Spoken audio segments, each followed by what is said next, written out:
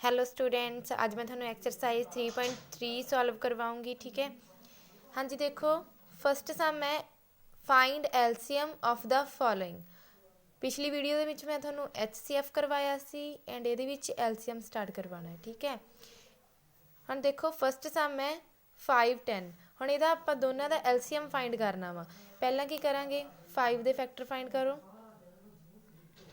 5 ਆਂਦਾ 5। ठीक है। उस तो बाद 10 दे हम देखो आप छोटे तो छोटा टेबल लेना हुंदा। 2 5 दा 10,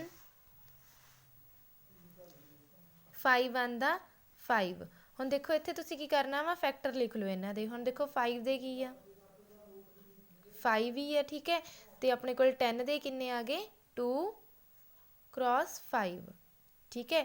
हम देखो दोनों दे विच की है, जिहड़ा नंबर कॉमन आंदा उहनूं सर्कल कर लो। ठीक है। आप राउंड कर लिया। हुण एलसीएम की आएगा अपने कोले, जिन्होंने राउंड किया उन्होंने 1 टाइम लिख लो। ठीक है। जिहड़ा नंबर रह गया उन्होंने भी तुसी लिख लेना वा। 5 टू द 10। हुण अपने कोले जिहड़ा 10 आ वो तुहाडे कोले एलसीएम आ गया। बी पार्ट देखो 6 दे आपां फैक्टर फाइंड करने आ। छोटे तो छोटा नंबर लेना तो आपां की लवांगे 2। 2 3 दा 6, 3 1 दा 3। सेम तुसी 18 दे फाइंड कर लो। 2 9 दा 18। फिर अपने को 2 दे टेबल च 9 नहीं आता तो तुसी की करोगे 3 ते। 3 3 दा 9, 3 1 दा 3। ठीक है। हुण अपने को फैक्टर फाइंड हो गए तो तुसी इन्हों साइड ते लिख लो। देखो 6 दे किहड़े किहड़े आ 2 क्रॉस 3। सेम 18 दे किन्ने आ गए 2 3 3। ठीक है। उस तो बाद तुसी की करना, हुण देखो सर्कल कर लो जिहड़े दोनों दे विच आउंदे आ।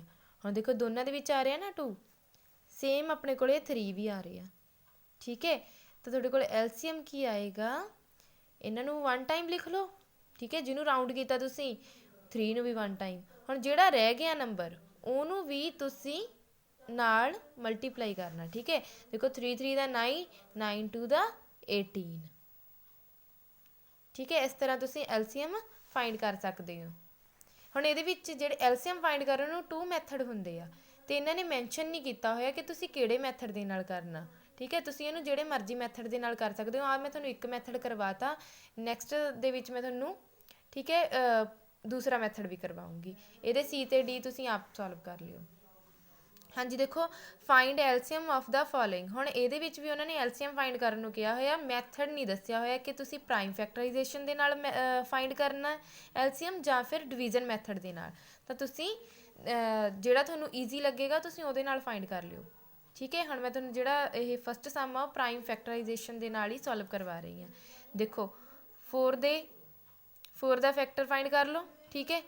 जिवें तुसी इत्थे कीते सीगे 8 दे फाइंड कर लो, 12 दे। ठीक है।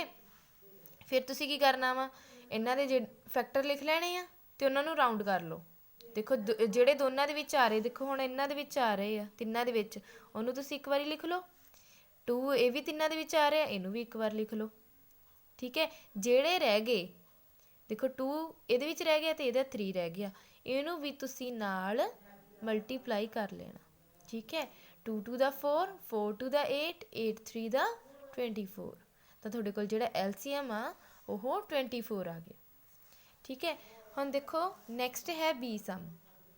इहनूं मैं तुहानूं दोने मैथड्स दे नाल सॉल्व किया होया वा। ठीक है।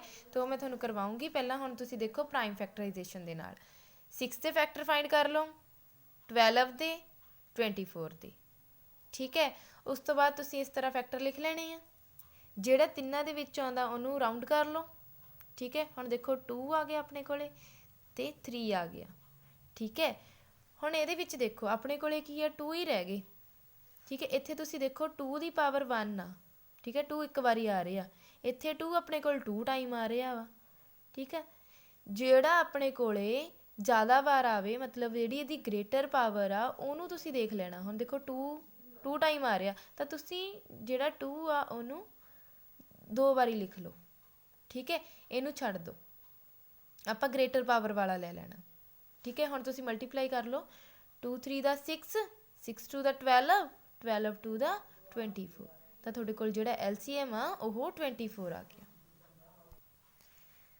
ਉਹੀ ਸਮ ਮੈਂ ਤੁਹਾਨੂੰ ਡਿਵੀਜ਼ਨ ਮੈਥਡ ਦੇ ਨਾਲ ਕਰਵਾਉਣੀ ਹੈ ਤੇ ਤੁਸੀਂ ਦੇਖਿਓ ਕਿ ਆਨਸਰ ਆ ਜਿਹੜਾ ਉਹ ਆਪਣਾ ਬਿਲਕੁਲ ਸੇਮ ਆਉਂਦਾ ਵਾ। ਠੀਕ ਹੈ, ਹੁਣ ਦੇਖੋ ਆਪਾਂ ਇਹਨੂੰ ਇਕੱਠਾ ਹੀ ਕਰ ਲੈਣਾ ਵਾ, ਫੈਕਟਰ ਇਹਦੇ ਇਕੱਠੇ ਦੇ ਹੀ ਫਾਈਂਡ ਕਰਨੇ ਆ 6 12 ਤੇ 24 ਦੇ। ਸਭ ਤੋਂ ਪਹਿਲਾਂ ਆਪਾਂ ਦੇਖੋ 2 ਤੇ ਕਰਦੇ ਹਾਂ, 2 3 ਦਾ 6, 2 6 ਦਾ 12, ਠੀਕ ਹੈ, 2 1 ਦਾ 2, 2 2 ਦਾ 4, 2 12 ਦਾ 24 ਹੁੰਦਾ ਨਾ। ਠੀਕ ਹੈ, ਇਸ ਤਰ੍ਹਾਂ ਤੁਸੀਂ ਕਰ ਸਕਦੇ ਹੋ। ਉਸ ਤੋਂ ਬਾਅਦ ਸੇਮ ਫਿਰ ਦੇਖੋ 2 ਤੇ, ਹੁਣ 2 ਦੇ ਟੇਬਲ 'ਤੇ ਆਪਣੇ ਕੋਲ 3 ਤਾਂ ਨਹੀਂ ਆਉਂਦਾ ਤਾਂ 3 ਨੂੰ ਤੁਸੀਂ ਉੱਦਾਂ ਹੀ ਲਿਖ ਲਓ। ਠੀਕ ਹੈ, 2 3 ਦਾ 6, 2 6 ਦਾ 12, ਠੀਕ ਹੈ। ਫਿਰ 2 ਤੇ ਦੇਖੋ 3 ਨਹੀਂ ਆਉਂਦਾ, 3 ਨੂੰ ਤੁਸੀਂ ਉਸ ਤਰ੍ਹਾਂ ਹੀ ਉਤਾਰ ਲਓ। ਠੀਕ ਹੈ, 2 3 ਦਾ 6, ਹੁਣ ਆਪਣੇ ਕੋਲ ਸਾਰੇ ਆਪਣੇ ਕੋਲ ਕਿੰਨੇ ਆ ਗਏ, 3 3 ਆ ਗਏ।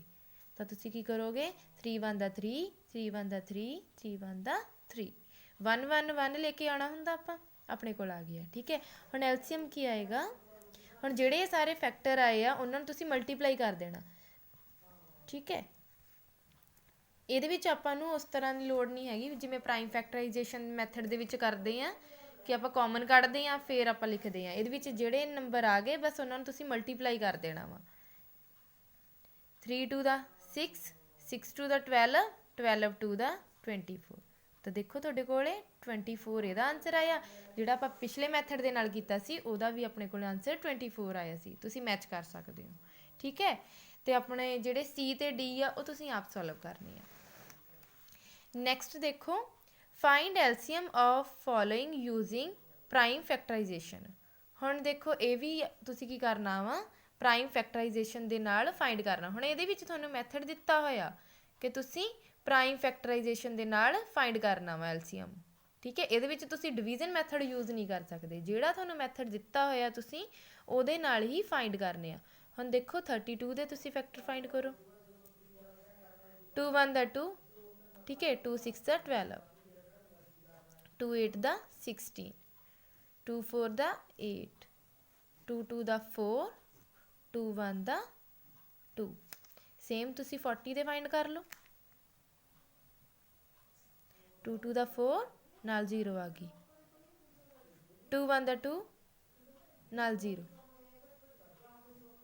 2 5 ਦਾ 10, 5 1 ਦਾ 5।